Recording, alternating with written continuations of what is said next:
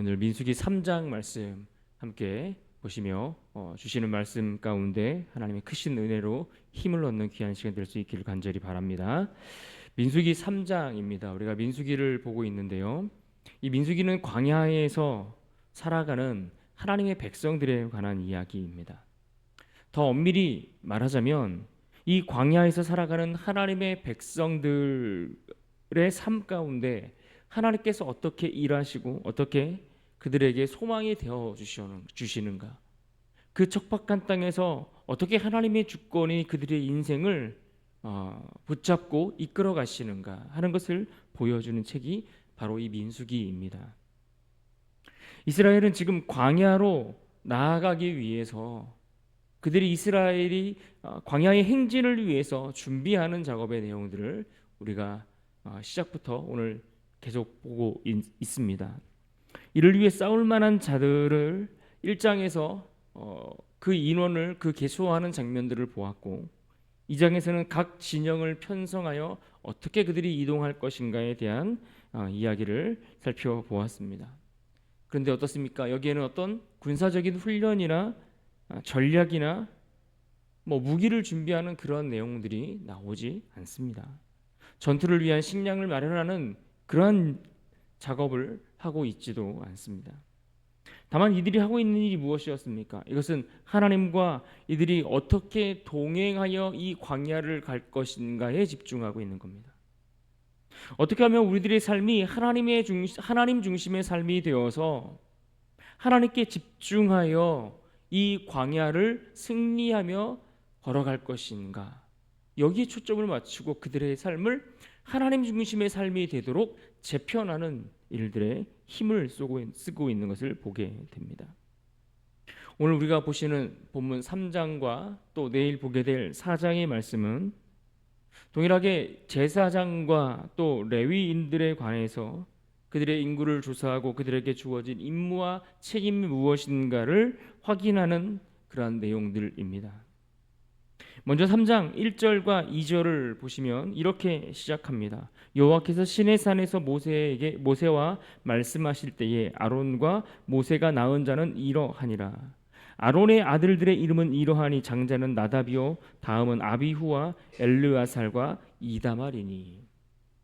지금 여기 보면 아론의 아들들의 이름이 나옵니다. 나답과 아비후, 엘르아살과 이다말입니다.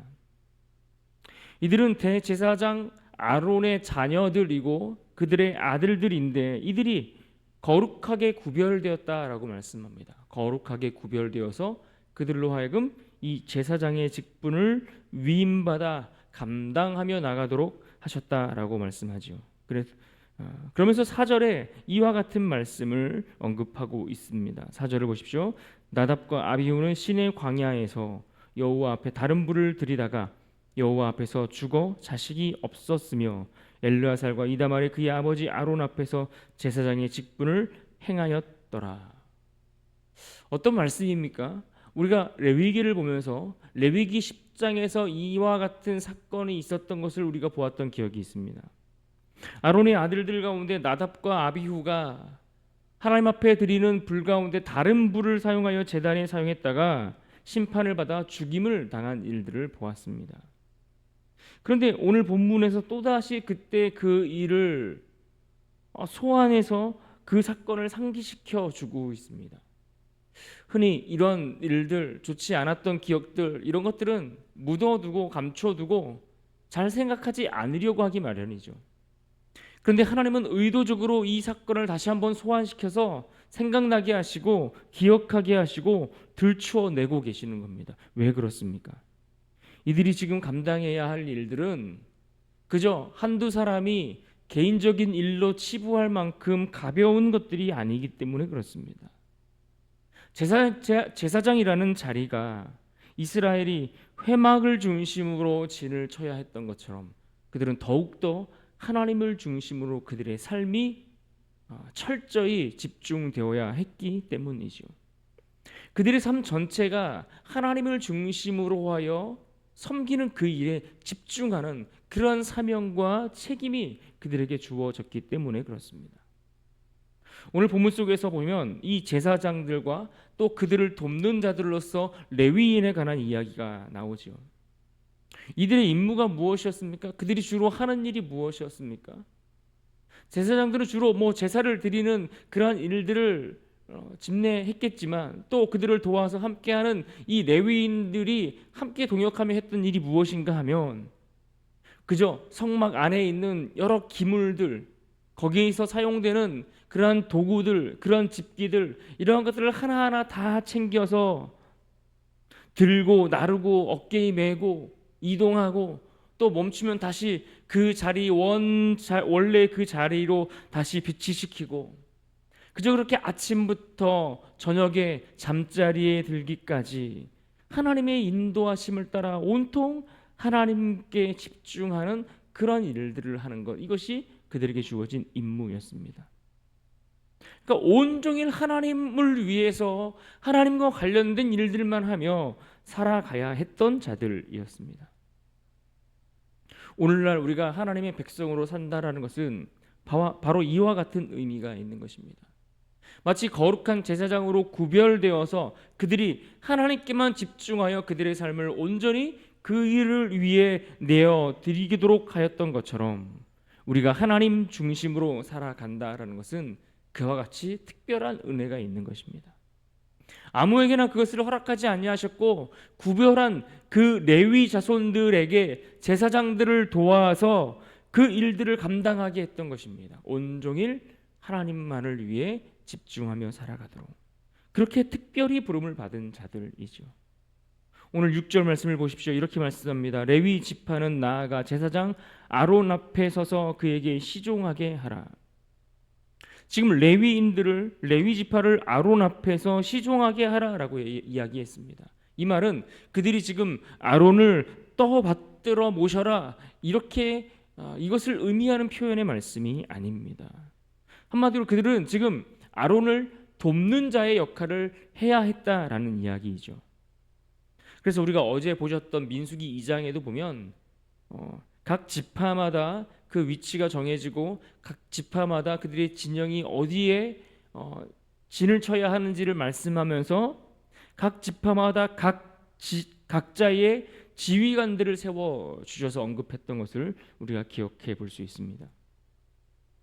그러니까 레위인을 제사장의 권위 아래 두시는 것은 맞지만, 그러나 이것이 높고 낮음의 계급을 의미하는 것은 아니라 오히려 그 역할을 구분함으로써 합력해서 서로가 힘을 모아서 하나님을 섬기는 그 일이 더 복되고 더 유익하게 하기 위해서 하나님이 그러한 일들을 각자에게 허락해 주셨다라는 이야기입니다.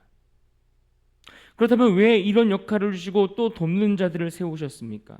10절의 말씀을 보십시오. 너는 아론과 그의 아들들을 세워 제사장 직무를 행하게 하라. 외인이 가까이 하면 죽임을 당할 것이니라. 방금 읽었던 이 말씀도 생각을 해보면 이미 민수기 1장 51절에서 하셨던 말씀이 반복된 말씀이라는 것을 알 수 있습니다. 또 이것은 앞으로 민수기에서 또 여러 차례 반복되어 등장합니다.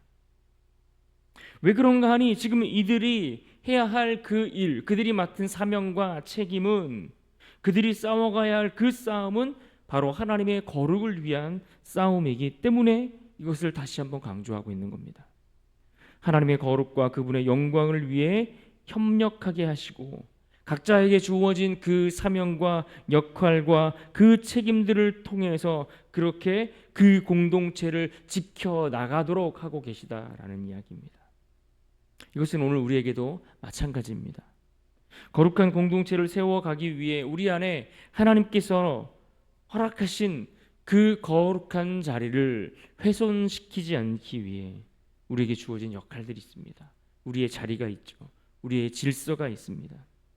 하나님이 주신 그 역할과 그 질서를 따라 힘을 모아 하나님의 공동체를 아름답게 세워가기 위해 집중해야 하는 겁니다. 하나님이 각자에게 다양한 역할들을 주셨지만 우리가 서로를 도와서 모두가 하나님의 일을 위해 집중하기 위해 허락하신 자리인 것을 알고 믿음의 공동체를 세워가는 것, 이것이 오늘날 우리에게 너무나 중요한 것이 됩니다. 오늘 본문 14절 이하에 보시면 또 하나님은 이 레위 자손들의 인구를 조사하고 그 명단들을 파악하게 하신 것을 보게 됩니다. 앞서 이스라엘 자손들에 대해서 인구를 파악할 때에는 이 이스라엘 자손들 가운데 싸움에 나갈 만한 자들 가운데 특별히 20세 이상의 남자들을 파악하고 계수하도록 하셨습니다. 그런데 지금 레위인들은 어떻습니까? 15절을 보십시오. 레위 자손을 그들의 조상의 가문과 종족을 따라 계수하되 1개월 이상 된 남자를 다 계수하라. 무슨 말입니까? 1개월 이상의 남자들을 다 계수했다. 이것은 한마디로 레위인들 가운데 남자들은 다 파악해라, 이렇게 말씀하고 계셨다라는 이야기입니다. 여러분, 레위인들을 하나님이 이와 같이 따로 구분하여 그들을 거룩하게 하셨던 이유가 있습니다. 오늘 성경에도 언급되었던 것처럼 첫 번째 그 이유는 바로 이스라엘이 출애굽 당시에 어떤 일이 있었습니까? 그 땅에, 애굽 땅에 처음 태어난 것, 그 모든 것들이 하나님의 심판으로 죽음을 당하는 그러한 일들이 있었습니다. 이때 그럼에도 불구하고 이스라엘 자손의 처음 난 모든 것들은 그 죽음을 면하였고 그 자리에서 구원을 얻게 되었습니다. 그래서 하나님은 이미 그들의 처음 난 것들은 그때 다 죽어서 죽임을 당하여 심판을 받는 것이 마땅했지만 너희들은 특별히 구원을 얻었고 그 죽음을 면하였기에 그들의 생명은 이미 내게 속하였다, 하나님의 소유가 되었다라고 말씀하고 계시는 겁니다. 그리고 또 하나 레위인들을 구별하셨던 이유를 생각해 보면 출애굽기 32장에서 있었던 금송아지 사건을 생각해 볼 수 있습니다. 이 금송아지 사건이 벌어졌을 때에 레위 지파는 무엇을 했습니까? 사실 이 레위인들도 그 금송아지 사건을 벌이는 우상 숭배하는 그 일에 그들도 사실은 함께 그 일에 동참했던 자들이었습니다. 참여했던 자들이죠. 그런데 이때 그 사건이 벌어졌을 때 모세가 어떤 이야기를 했는가 하니 여호와의 편에 있는 자는 내게로 나아오라. 하나님께 속하기로 결단하고 하나님만 섬기기로 결단하는 이들은 여호와 앞에 내 앞으로 나아오라라고 그렇게 그들을 초청했을 때에 이때 누가 나옵니까? 레위 자손들이 내가 하나님만 섬기겠습니다, 내가 주를 따르겠습니다 라고 결단하고 나왔다라는 이야기입니다. 죄의 자리에서 떠날 것을 요구할 때에 레위 지파가 하나님을 따르기로 결단하며 나왔습니다. 이때 하나님은 이 레위인들의 결단을 보시고 그들을 귀하게 여기셨습니다. 그래서 이들을 도구 삼아 그들 가운데 우상 숭배에 빠져 있는 이들 3,000명을 죽이는 일에 이들을 사용하셨죠. 이들도 동일하게 하나님 앞에 범죄하였고 넘어졌고 연약한 존재들이었지만 하나님은 그들에게 은혜를 베풀어 주신 것입니다. 은혜를 베풀어 주셨을 뿐만 아니라 그들로 하여금 이제는 주를 위해, 하나님만을 위해 섬길 수 있는 자리로 그들을 초청하셨고 배려해 주셨고 은혜를 주신 것입니다. 그러니 여러분, 하나님 앞에 구별되어 섬긴다라는 것, 이것은 얼마나 큰 하나님의 은혜요 은총인지 모릅니다. 우리가 주를 위해 구별되어 살아갈 수 있다는 것은 그 자체가 참으로 하나님 앞에 복을 받은 것 아니겠습니까? 오늘 말씀 속에 특별히 이 레위인들의 헌신이 어떤 의미를 가지고 있는지를 말씀해 줍니다. 이것은 레위인들의 헌신은 그들 자신을 위한 것이 아니라 이스라엘의 처음 태어난 모든 자들의 생명을 대신하는 의미가 있다라고 말씀합니다. 그러니까 이스라엘 백성들을 대신하여 레위인들이 섬긴다라는 것이죠. 그래서 어떻습니까? 레위인들 가운데 1개월 이상의 남자들을 다 계수하게 하셨고, 마찬가지로 이스라엘에 처음 태어난 장자들, 처음 태어난 그 장자들을 또한 따로 계수하게 하셨습니다. 그런데 이들의 숫자가 어떻게 됩니까? 39절을 봅니다. 39절에 모세와 아론이 여호와의 명령을 따라 레위인을 각 종족대로 계수한즉 1개월 이상 된 남자는 모두 22,000명이었더라. 그러니까 레위인들 가운데 1개월 이상 된 남자가 22,000명이었습니다. 또 43절에 보시면 1개월 이상으로 계수된 처음 태어난 남자의 총계는 22,273명이었더라. 이스라엘의 장자, 처음 태어난 장자들은 그 숫자가 22,273명이었던 겁니다. 그러니까 레위인들의 숫자가 273명이 부족한 겁니다. 그러니까 레위인들이 이스라엘의 장자들의 생명을 대신해야 되는데 그들의 생명을 다 대신하기에 인원이 부족하니까 부족한 인원만큼 273명을 그들의 생명의 값을 성전의 세겔로 환산하여 하나님 앞에 드리도록 그렇게 하라 말씀하고 계시는 겁니다. 그래서 41절에 보면 이렇게 말씀하신 겁니다. 나는 여호와라. 이스라엘 자손 중 모든 처음 태어난 자 대신에 레위인을 내게 돌리고 또 이스라엘 자손의 가축 중 모든 처음 태어난 것 대신에 레위인의 가축을 내게 돌리라. 결국 지금 이 레위인들이 이스라엘의 처음 태어난 자를 대신하여 그들의 생명을 대신하여 주를 위해 헌신하고 그들의 생명을 대신하여 회막에서 봉사하고 섬기는 일들을 했다라는 겁니다. 모두가 하나님의 소유인데 이들을 대신하여 레위인이 회막에서 섬기는 겁니다. 그러니까 지금 이스라엘 자손과 레위인들은 어떻습니까? 서로 별개의 일들을 하고 있는 것이 아닌 겁니다. 서로 무관하지 않습니다. 긴밀하게 연결되어 있다라는 이야기입니다. 내 생명의 값을 대신하여 그들이 섬기는 겁니다. 그들의 생명을 대신하여 레위인들이 수고하고 애쓰는 것입니다. 그래서 레위인들의 삶은 일반 백성들이 살아서 맺은 그 열매들을 통해 그들을 먹이도록 하시는 것 아니겠습니까? 그래서 이 레위인들은 회막에서만 일을 합니다.